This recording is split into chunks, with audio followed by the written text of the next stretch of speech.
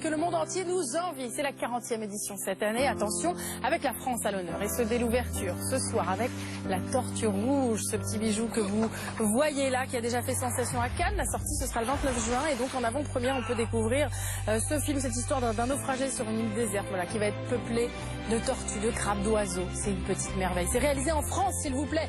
Cocorico. Comme les Minions d'ailleurs, hein, qui ont fait plus de millions et demi. Anthony sort de ce corps. Non mais c'est magnifique. Et les Minions par exemple, qui ont fait plus de 6 millions et demi d'entrées, qui sont un des plus gros succès d'animation cette année, le plus gros succès d'animation en France, et bien ça a aussi été réalisé en France, voilà. Et on est drôlement fiers. Banana quoi. Bah on dit voilà, banana, on dit vive la France, voilà, c'est ça. Bon, c'est autant pour les petits, pour les grands, quand on parle de fans, mais aussi pour les pros. Mais exactement, là-bas, vous pouvez y aller pour découvrir donc des films en avant-première, souvent en avant-première mondiale pour la plupart, mais c'est effectivement donc les petits comme les grands, parce qu'il faut quand même savoir que un tiers du public est entre 25 et 49 ans, s'il vous plaît, et c'est pas que des parents qui emmènent leurs enfants au cinéma, qui vont venir voir les nouvelles aventures de Dory, le monde de Dory, voilà, pareil en avant-première. Alors elle a encore totalement tout oublié, Dory.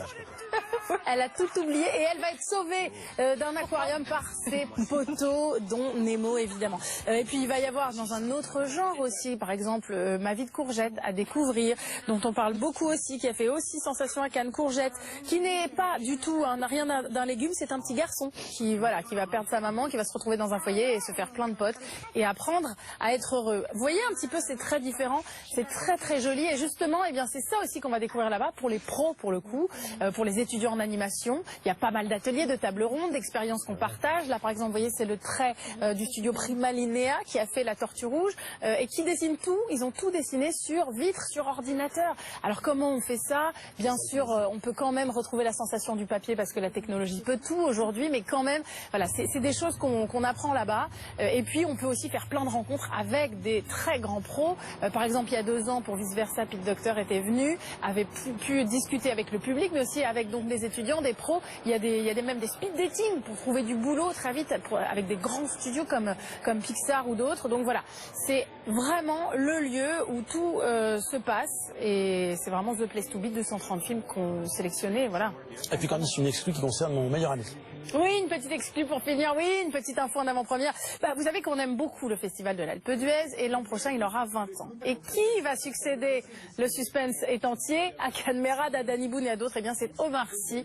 Voilà, il s'offre, Omar Sy il est très très content de revenir dans ce festival parce que c'est là où il a été découvert en 2006 par le fameux duo Toledano-Nakash, c'était pour Nos Jours Heureux.